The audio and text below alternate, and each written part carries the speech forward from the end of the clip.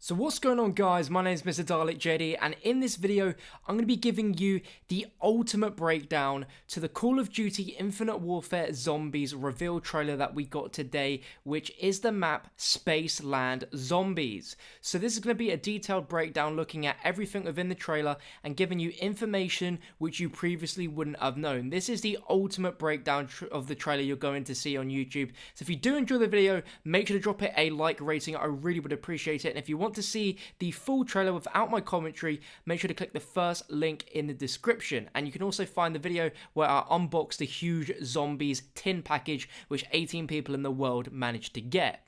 Now, going into this first, we're going to be looking at some screenshots that have been sent, and this first one details the actual main map itself, which is called Spaceland. And in the characters, we have from left to right, Poindexter the Nerd, Andre the Rapper, AJ the Jock, and Sally the Valley Girl. And the background for this image says, dragged into a Willard Wyler movie, 4 characters must fight to survive against the living dead. Now, Lee Ross, who's Associate Project Director, says the 1980s are a period ripe with distinct and colourful personality archetypes.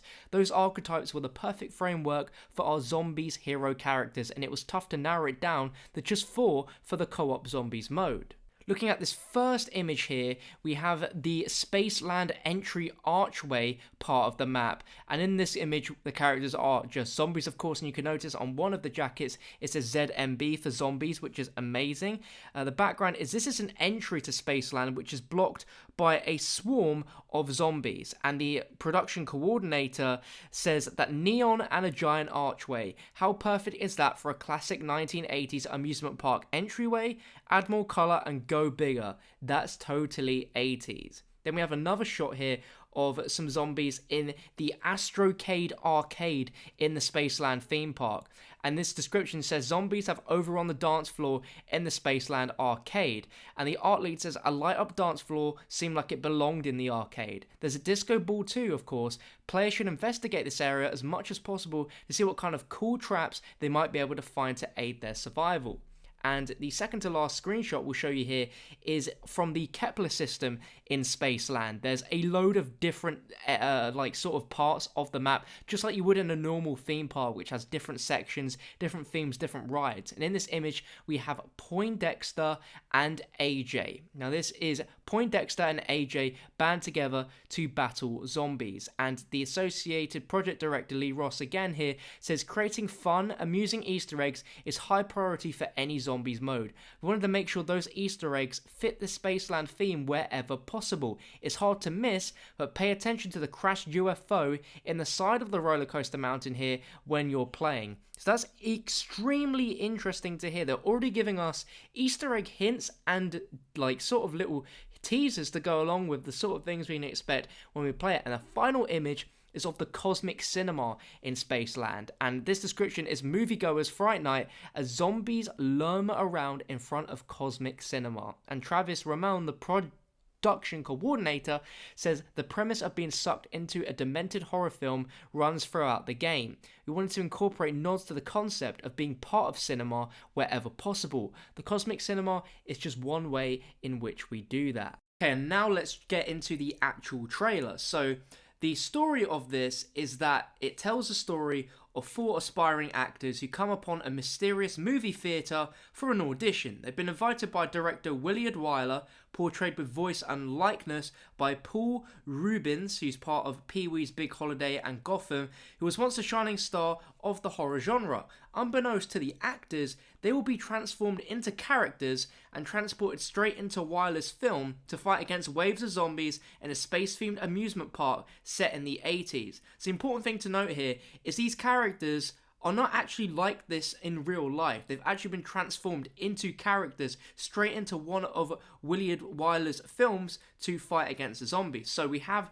these 4 80s archetype characters: the jock, the nerd, the valley girl, and the rapper. And these are all voiced by a seasoned cast of comedic actors, including Seth Green, that's right, the real Seth Green, Ike Barinholtz, Jay Farrow, and Sashir Zamata. And additionally, players will encounter an enigmatic DJ in the theme park portrayed with voice and likeness by David Hasselhoff, who will be an invaluable resource as they try to get out of this horror movie alive. And in the final clips of the trailer, you do see the character of David Hasselhoff, who's this enigmatic DJ, apparently be a very, very helpful companion to our characters. So going deep down, looking at each of our characters, we're going to start with Willard Wyler, who is the reclusive director, and after years of hiding, he's now reappeared. And he once was the shining star of horror, and he crafted the most captivating films that hypnotized his audience and left them begging for more blood.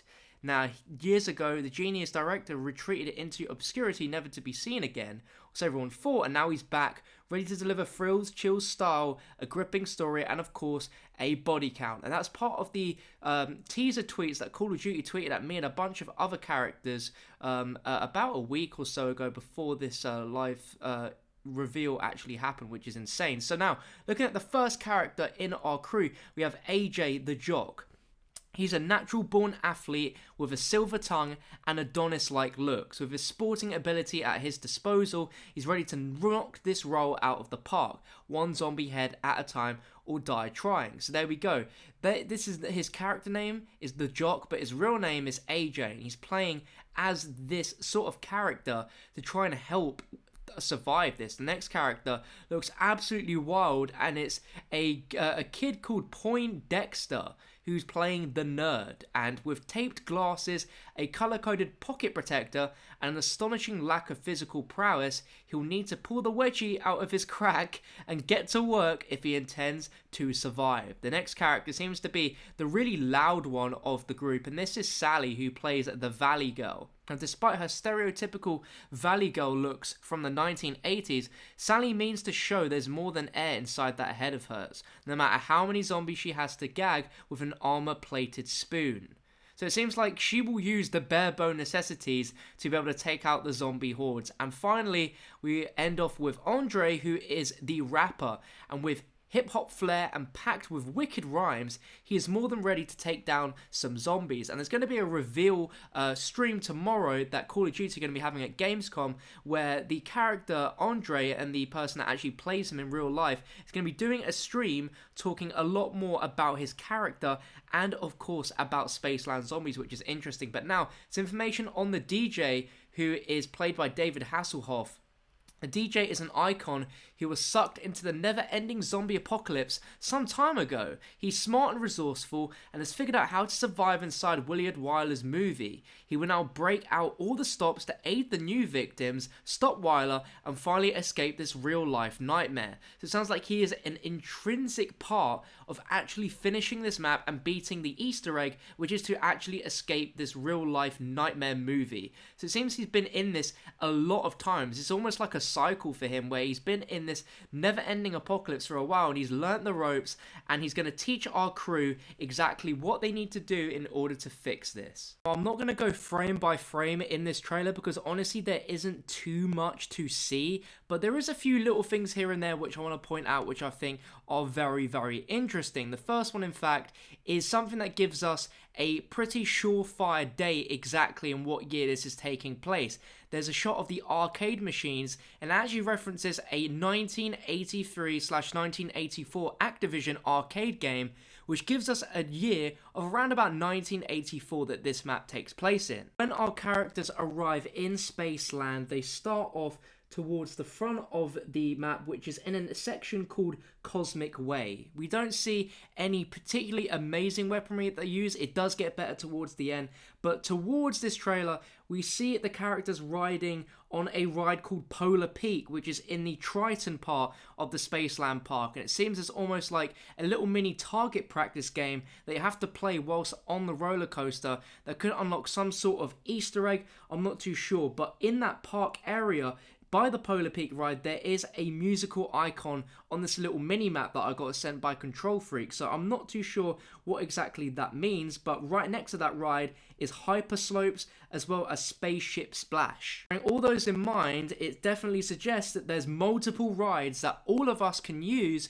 and probably will have some sort of purpose to them being ridden. Not essentially just for the fun of it, but there's going to be some sort of Easter egg objective or some sort of hidden unlockable for doing so. Next big thing to point point out is the fact that the monkey bombs from Treyarch Zombies is now turned into a boombox. It's so weird to see such a huge sort of device that attracts the zombies, but for some reason it attracts them and they start breakdancing. Like, it's so weird to see zombies doing that, but it seems that Infinity Ward are really going for a sort of sarcastic, bombastic zombies experience here. But that's the new monkey bomb. The thing we see is the mystery box. It's now called the Magic Wheel, which is pretty cool because it's all themed around a space park and a theme park, of course. So sort of like spinning a wheel, you get yourself a weapon. And the female character in this manages to get herself some sort of flamethrower weapon. It's absolutely huge. And I'm sure it's going to work the same way as it does in normal zombies, where we have a point system, and with those points you spend it on spinning the wheel and getting yourself a random weapon. In these little frames we see the character here, the rapper, he punches the zombie and it goes flying. I'm not sure if that's some sort of melee weapon that he's got within his hands, if that's just the standard melee attack can kill zombies like that. I would highly doubt it, and would be some form of weapon that he's got that enables him to punch, or it could be one of the new perks that could be in the game as well, so that's interesting. And the next shot afterwards is we see the female character, and she puts her hands out and it sends like a sort of energy pulse that flings the zombies backwards, and it's something that we saw once before in an Exo Zombies map. I can't exactly remember the name of if it was a grenade or some sort of ability unlocked, but it looked almost identical to that. I mentioned earlier, the disco ball can be used as a trap, and it sends out a bunch of lasers on the dance floor, which is pretty humorous, and I'm sure there's a lot of other really creative, weird traps that are going to be present, like I mentioned earlier, with the information we got from one of the devs about that disco room. Where things start to get really cool. We see a weapon which potentially could be a wonder weapon, but it seems to be like this huge turret that shoots out freezing cold air, which freezes the zombies. It's basically a bit like a huge version of the Winter's Howl, but instead of freezing them in a little icicle, just freezes them in place and they can't move and creates this weird little steamy effect. But in terms of the weapon names, we only know two of them so far, the Discord and the Face Melter. We'll go into those a little bit briefly, but first of all, and to let you know about how the weapons in this game work. So you can choose from a combination of multiplayer weapons, zombies in Spaceland variations, and quest weapons, which are super powerful weapons that can be assembled through completing various quests. So it sounds like it's going to be parts around the map or specific Easter eggs that you need to do in order to get yourself one of these weapons. And you can modify a weapon kit prior to a match to pick up customized weapons in-game, and these stats will carry over to multiplayer and zombies. So it seems they've gotten some ideas from Treyarch Zombies about the weapon kits, being able to customize your weapons and put different sights and attachments on it and camos, and that's something that's going to be influenced between multiplayer and zombies. So looking at the Discord, this is a pistol which is a single shot and fires energy bullets. If you kill a zombie with this, they will spin around, arms out, gibbing and knocking other zombies into the stratosphere. Now, I don't think we see this in the trailer, but the next weapon we do see, which is called the Face Melter. Now, the Face Melter pistol is single shot and fires energy bullets. If you kill a zombie with this gun and they literally rocket upwards, they explode and rain fire down on the other zombies, which is exactly what we see here.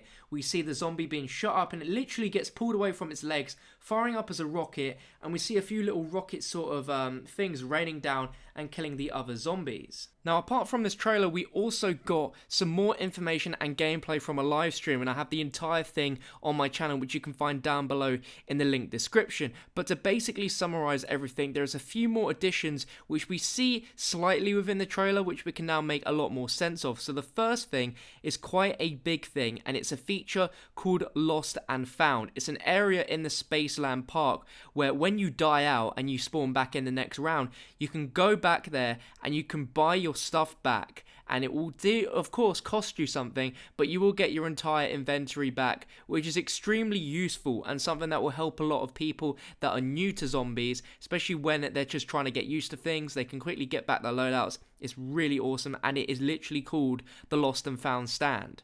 Now there's also an ATM machine. There's going to be a few of these dotted around the map, and this is where you essentially can share points with your entire co-op group. This is something which I think everyone has wanted for the longest time. We've seen it a ton in custom zombie maps, but never in an official map, so all people can put whatever amount of money they want into this ATM machine, and anyone can come and take that money out. So essentially you can share points. If you've got a ton of points and someone needs points for something, rather than you having to buy it, or maybe there's just a situation where you can't physically buy that, then you can give the points to your teammates, which is absolutely fantastic. Now we do see within the trailer there is an arcade area.